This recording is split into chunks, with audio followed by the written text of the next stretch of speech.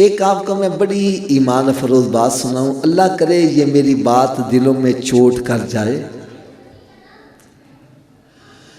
एक दिन हजरत साहब में ऐसे बैठा हुआ ना सोच रहा था कि नमाज के अंदर भी तो दरूद पढ़ा जाता है, ऐसा ही है ना। और जब हम दुआ मांगते हैं, दुआ के अव्वल आखिर भी दरूद पाक पढ़ा जाता है। और फिर जब अजान और अकामत होती है उसमें भी प्यारे आका सल्लल्लाहु अलैहि वसल्लम का नामे नामी आता है तो दरूद पाक पढ़ा जाता है। आप यकीन जानो मेरी तबीयत इतना खुश हुई, मैंने देखा कि जो 5 नमाजें बाकायदगी से पढ़ता है वो 50 मरतबा दरूद पाक खुद ही पढ़ लेता है। यानी इससे पता चला जहाँ 5 नमाजें पढ़ने वाले को और इनाम व इकराम से नवाजा जाएगा, वहाँ एक इनाम ये भी मिलेगा कि मेरे आका सल्लल्लाहु अलैहि वसल्लम के साथ मुसाफा करने की सआदत भी हासिल कर लेगा। और वैसे भी मैं आपकी खिदमत में एक बात अर्ज़ करूँगा, ये रजब शरीफ का महीना है, इसमें अल्लाह तबारक व तआला ने अपने महबूब सल्लल्लाहु अलैहि वसल्लम को अपना दीदार बिला हिजाब करवाया। अच्छा, मैंने एक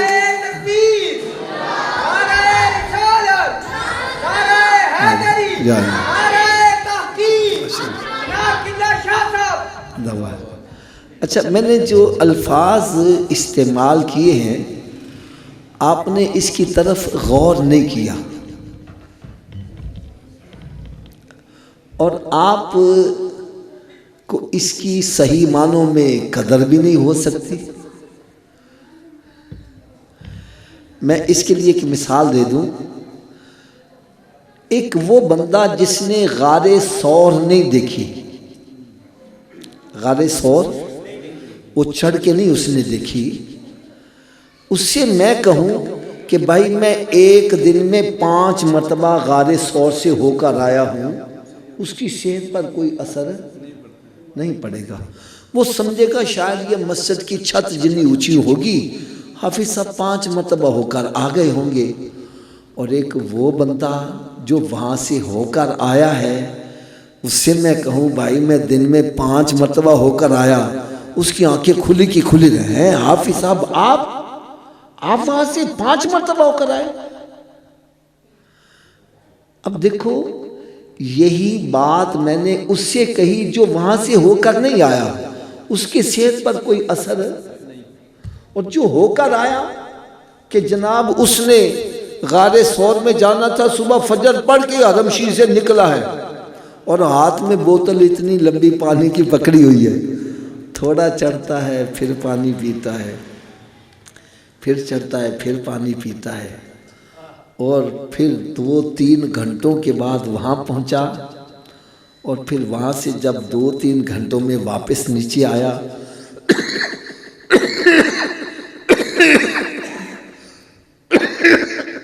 तो इतनी सकत नहीं कि पैदल हरम शरीफ जा सके।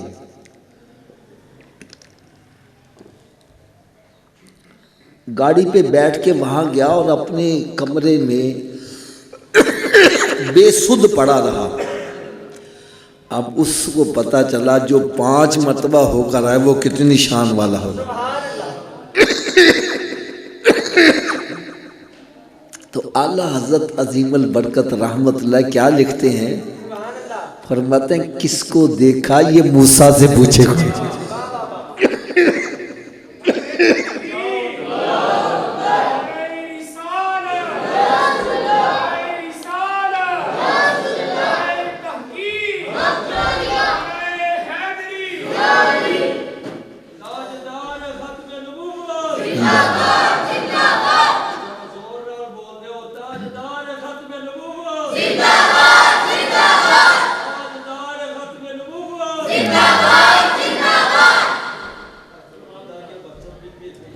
फरमाया किसको देखा मेरे आका सल्लल्लाहु अलैहि वसल्लम, ये मूसा से पूछे कोई, क्योंकि आम बंदे को इसकी कदर नहीं होगी।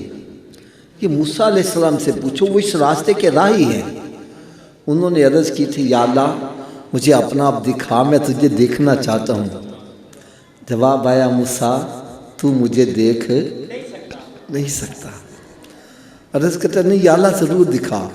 रब ताला ने शाफ़ फरमाया, ठीक है, मैं फिर अपने नूर की तजल्ली पहाड़ पर डालता हूँ, अगर वो अपनी जगह बरकरार रहा तो फिर मुझे देख लेना। जब नूर की तजल्ली पहाड़ पर पड़ी, पहाड़ जल के सुरमा हो गया, मूसा अलैहिस्सलाम बेहोश हो गए। जब होश में आए तो अर्ज़ करते हैं, ए मालिक मौला, मैं तेरे नूर की तजल्ली को बर्दाश्त, मुझे बोलो, तो जो नूर की तजल्ली को बर्दाश्त नहीं कर सका, उससे पूछो जिसने नूर वाले को देखा उसका मकाम क्या होगा।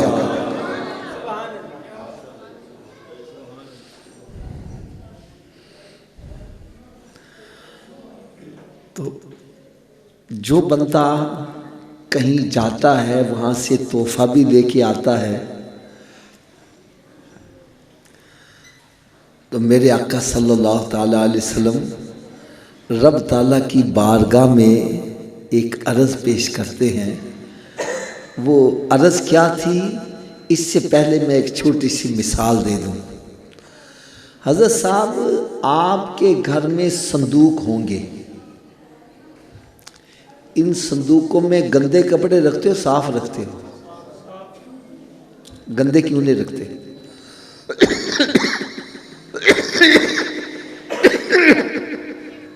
गंदे क्यों नहीं रखते? इसलिए कि संदूक हमने बनाया ही पाक कपड़ों के लिए है, नापाक कपड़ों के लिए बास्केट रखी है। यार मेरी बात ज़रा तवज्जो से सुनो, बड़े गौर से सुनना, पता नहीं किसके दिल पर चोट लगे, रुख मदीने शरीफ की तरफ हो जाए। हमने हज़रत साहब संदूक घर में रखा है पाक कपड़ों के लिए, तो जब पाक कपड़ों के लिए संदूक बनाया, इसमें नापाक नहीं रखते, तो अल्लाह ताला ने भी जन्नत पाक लोगों के लिए बनाई है, नापाकों के लिए दोज़ख बनाई है। मेरे आका सल्लल्लाहु अलैहि वसल्लम की चश्माने मुबारक से आंसू जारी हो गए।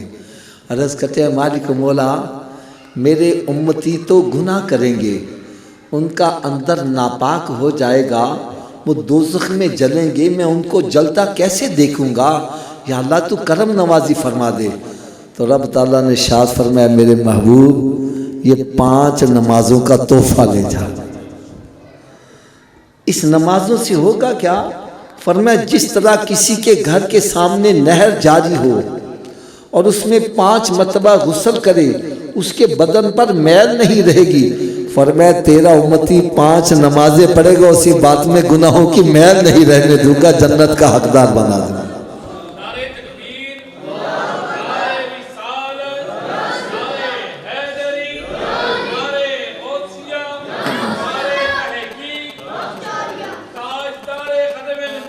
जिंदाबाद जिंदाबाद जिंदाबाद। एक और मैं छोटी सी बात अर्ज़ करूं। एक हदीस मुबारक अमूमन मसाजिद में भी लिखी होती है, अस्सलातु मिफ्ताहुल जन्नह, नमाज जन्नत की चाबी है। नमाज जन्नत की,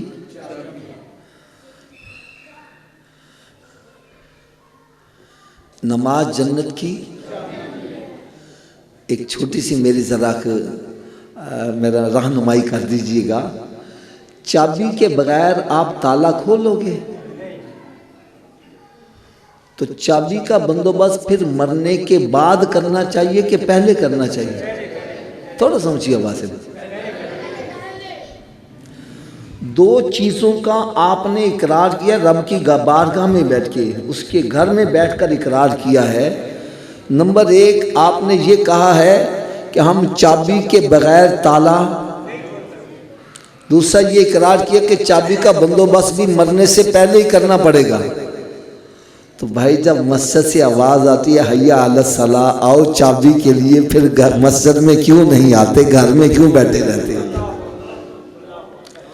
यार मेरी बात गलत हो, खुदा की कसम मेरा लिहाज ना करो, मुझे खड़े होके को हाफिज साहब आप गलत कह रहे हैं।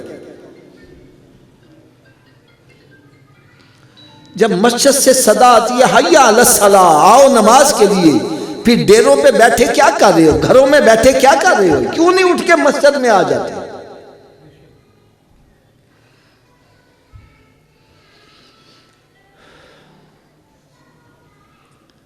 एक और बड़ी ईमान अफरोज सी बात करने लगा हूं। मेरे एक तरफ मेरे दोस्त बैठे हैं। कौन बैठे हैं? इस तरफ मेरे अब्बा जी बैठे हैं। दोस्त कहते हैं हाफिज साहब आज इस दरवाजे से बाहर जाइएगा। वालिद साहब कहते हैं नहीं बेटा वो अगले दरवाजे से बाहर जाइएगा। क्यों जी, मुझे किसकी माननी चाहिए? थोड़ा सोचिए बात से। वालिद साहब की क्यों माननी चाहिए? इसलिए कि रुतबे में वो बड़े हैं। क्यों जी साहब? रुतबे में वो, थोड़ा सोचिए बात से बोलो, रुतबे में। इससे पता क्या चला, जब छोटे और बड़े का हुक्म इकट्ठा आ जाए तो छोटे की बात छोड़ दो, बड़े की बात मान लो।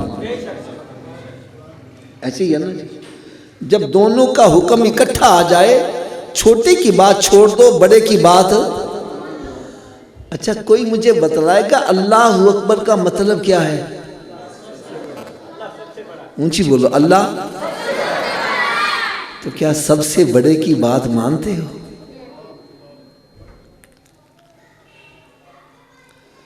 सबसे बड़े का हुक्म होता है हैया अलस सलाह, आओ नमाज के लिए। नफ्स कहता है नहीं बैठा रह। पैगाम आता है अस्सलातु खैरुम मिनन नौम, नमाज नींद से बेहतर है। नफ्स कहता है नहीं सोना बेहतर है। हम किसकी मान रहे हैं? जुबान से कहता है अल्लाहु अकबर और बात नफ्स की मान रहा है, बात शैतान की मान रहा है, बात दोस्तों की मान रहा है, बात बीवी की मान रहा है, बात माँ की मान रहा है और रब का कहा नहीं मान रहा। अरे अल्लाह अकबर का तो मतलब यह है सारी दुनिया का कहा एक तरफ हो जाए, रब का हुक्म आ जाए, सबको ठुकरा दे, रब के आगे झुक जाए। यह है अल्लाह अकबर कहने का मतलब।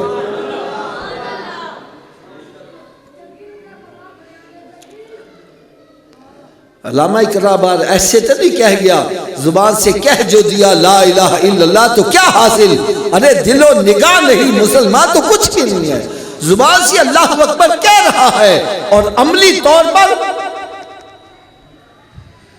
कुरान मजीद का 19वां पारा है। मैं कहता हूँ अल्लाह करे हमारे उलमा इकराम ये आयतें भी सुनाना शुरू कर दें, अल्लाह करे। 19वां पारा है, दूसरा रुकू है। रब ताला ने शाद फरमाया अराआइता मन इत्तखज़ा इलाहहु हवाहु, ऐ मेरे प्यारे हबीब सल्लल्लाहु अलैहि वसल्लम क्या तूने उस शख्स को देखा है जिसने अपने नफ्स को ही अपना खुदा बना लिया है? रब कहता है नमाज पढ़ो, नफ्स कहता है नहीं पढ़नी, तू किसकी मान रहा है?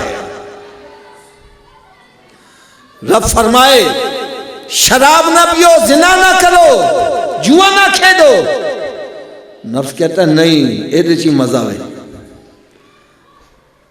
तुमने इलाह किसको माना है? अगर रब को इलाह माना है तो फिर इसकी माननी चाहिए। सरकारे दो आलम नूरे मुजस्सम सल्लल्लाहु अलैहि वसल्लम की महफिल में आने वालों, मेरे आका का मिलाद मनाने वालों, मेरे आका सल्लल्लाहु अलैहि वसल्लम इतनी शान वाले कि उनका कहा सूरज भी मान रहा है, चांद भी मान रहा है, उनका कहा दरख्त भी मान रहे हैं, उनका कहा जानवर भी मान रहे हैं, बल्कि मेरे आका का हुक्म हो जाए तो पत्थर भी कलमा पढ़ते नजर आ रहे हैं। मैंने गलत बात तो नहीं कही? बोलो तो सही यार। अब मैं हाथ बांध कर एक बात कहने लगा हूँ।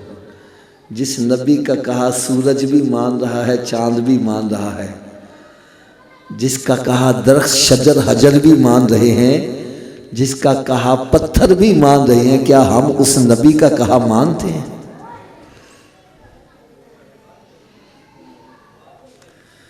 मेरे आका सल्लल्लाहु अलैहि वसल्लम ने इरशाद फरमाया, फजर की नमाज पढ़ा करो, तेरी रोज़ी में बरकत होगी। क्यों जी शाह साहब, मैंने हदीस गलत तो नहीं पढ़ी? फजर की नमाज पढ़ा करो, तेरी रोज़ी में, थोड़ा सा ऊंची आवाज़, कहना जी आँख ही नहीं खुल दी। और डॉक्टर कहना सवेरे उठ के एक्सरसाइज करा कर, वो जना गार्डन पहुंचा हुआ है, वहां चले जाओ, पार्किंग के लिए जगह नहीं, औरतें मर्द सूरज निकलने से पहले वहां पहुंचे हुए हैं। या डॉक्टर के कहे से आंख खुल रही है, नबी के कहे से आंख नहीं खुल रही। मेरी बात गलत हो मेरी इस्लाह करो यार। वहां चले जाओ, औरतें मर्द कोई इधर जा रहा है, कोई इधर जा रहा है, कोई उल्टा हो रहा है, कोई सीधा हो रहा है। एक को मैंने पकड़ा, मैंने कहा सूफी जी तुसी क्यों उल्टे हो रही हो? मुझे कहने लगा जी डॉक्टर ने कहा है। मैं डॉक्टर के पास चला गया, मैंने कहा चंगे भले बंदे ने उल्टा क्यों कर दे जी? मुझे कहने लगा हाफिज साहब आप मस्जिद बनाते हो, मदरसा बनाते हो, पानी की टंकी ऊपर रख दो नीचे रख दो? मैंने कहा ऊपर रखता हूँ। क्यों? मैंने कहा पानी ऊपर से नीचे लाना आसान है, नीचे से ऊपर ले जाना मुश्किल है। कहने लगा बस फिर बात समझ लो, ये दिल जो है ना खून की टंकी है, इसके लिए खून नीचे पहुंचाना आसान है, ऊपर दिमाग तक पहुंचाना मुश्किल है। जब हम बंदे को उल्टा करते हैं दिमाग नीचे हो जाता है, दिल ऊपर होता है, ब्लड सर्कुलेशन दिमाग को होती है, बंदा फ्रेश हो जाता है। मैंने कहा अच्छा इसलिए उल्टा कर करना? हाँ इसलिए उल्टा करते हैं। फिर कहना आफत जी कि सच्ची गल भी दस दिया। मैंने कहा क्या? कहने लगा इंसान के दिमाग को जितनी ब्लड सर्कुलेशन सजदे की हालत में सही होती है, उल्टा लटकने से भी सही नहीं होती। जब बंदा सजदे में जाता है दिमाग नीचे होता है, दिल ऊपर होता है। मैंने कहा डॉक्टर की बात मानने वाले, तू 5 मरतबा दिमाग ताज़ा करेगा, आप मेरे नबी का गुलाम बन जा, रोजाना 5 मरतबा तेरा दिमाग ताज़ा होता रहेगा। एक और मैं आपको लम्हा फिक्रिया देने लगा हूँ। अल्लाह ताला से दुआ है कि अल्लाह ताला हर मुसलमान को बीमारियों से महफूज रखे, और जो बीमार हो चुके हैं अल्लाह ताला उनको शिफाए कामिला अता फरमाए। मैं समझाने के लिए एक बात की, एक बंदा बीमार हो जाता है, डॉक्टर के पास चला जाता है, डॉक्टर चेकअप करके कहता है जनाब आप नमक खाना छोड़ दें, आप मीठा खाना छोड़ दें, आप छोटा गोश्त छोड़ दें, आप बड़ा गोश्त छोड़ दें।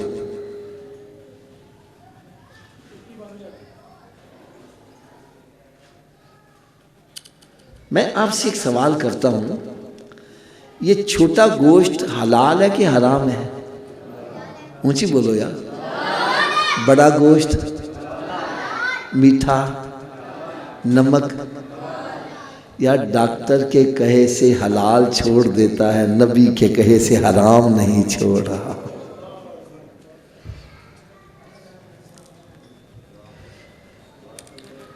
डॉक्टर के कहे से अपनी मनपसंद चीज मिठाई छोड़ रहा है, नबी के कहे से शराब नहीं छोड़ा, जिना नहीं छोड़ा, जुआ खेलना नहीं छोड़ा, माँ बाप की नाफरमानी नहीं छोड़ा।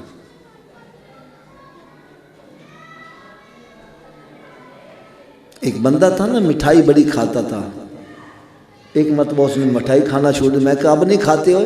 कहने लगा डॉक्टर ने मना कर दिया। मैंने कहा छोड़ डॉक्टर को, खाया कर तू। कहने लगा नहीं आफत जी डॉक्टर मेरा खैर खा है, डॉक्टर मेरा।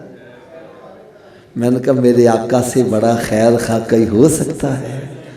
अरे डॉक्टर के कहे से तू मिठाई छोड़ा है, नबी के कहे से हराम खाना नहीं छोड़ा, सूद खाना नहीं छोड़ा। मैंने कहा डॉक्टर को तू खैर खा समझता है, उसकी खैर खाई कब तक होती है? जितनी फीस डालते रहो, फीस के पैसे नहीं अंदर जान दे दे, फीसें भी देते रहो, खैर खाई उतनी देर जिन साज सा मर गए थे, खैर खाई खत्म। हाय हाय हाय हाय। ये सब खैर खा कब्र में दफन करके वापस आ जाएंगे, कोई कब्र में साथ। और मेरे आका सल्लल्लाहु अलैहि वसल्लम ऐसे खैर खा हैं कि आज अगर हम जिंदा हैं तो सरकार के सदके से ही जिंदा हैं। और जब सारे खैर खा दफन करके वापस आ जाएंगे, मेरे आका सल्लल्लाहु अलैहि वसल्लम उस वक्त भी कब्र में तशरीफ लाएंगे। और मैदान माशर में जब एक दूसरे को छोड़ के भाग रहे होंगे, सरकार वहाँ भी खैर खाई फरमाएंगे। तो फिर ऐसे खैर खा का कहा मानना चाहिए कि नहीं मानना चाहिए? आवाज़ कम हो गई है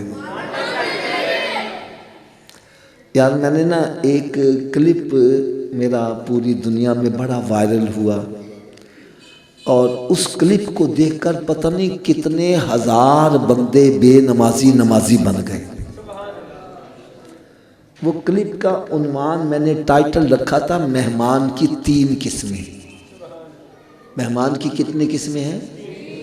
पहली किस्म का मेहमान आ जाए, हम कहते हैं जाए ना, ओ बैठो यार, रोटी खा के जाना, चाय पी के जाना है।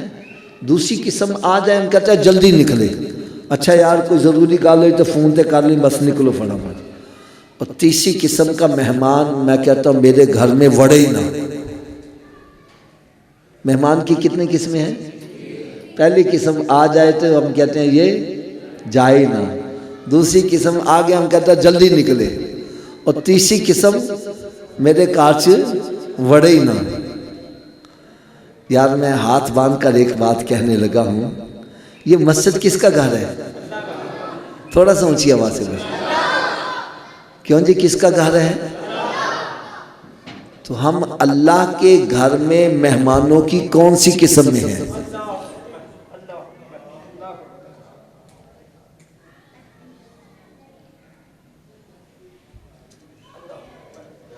अगर मस्जिद में आ गए हो, नमाज पढ़ने के बाद जाने को दिल नहीं लग रहा, बैठा तस्बीह पढ़ रहा है, कहता दरूद पाक भी पढ़ लूं, कुरान भी पढ़ लूं, समझ जाओ रब नहीं चाहता कि ये मेरे घर से जाए। रब करना बह जाओ और बह जाओ और बह जाओ और बह जाओ।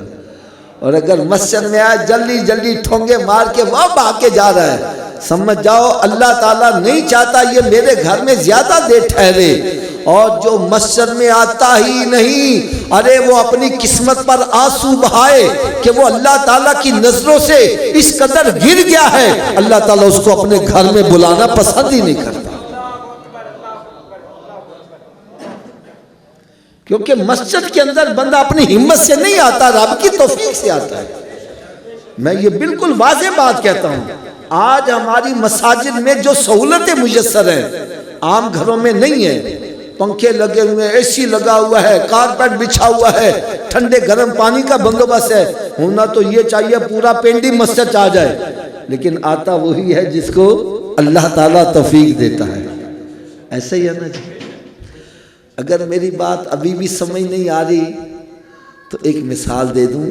एक बंदा था ना, अपने सेठ के साथ सफ़र करता जा रहा था, मुलाजिम था सेठ का। चलते चलते नमाज का वक्त हो गया। वो मुलाजिम कहने लगा सेठ जी नमाज पढ़ ली है? वो कहना मसीत आई थे पढ़ ली। मसीत आई थे।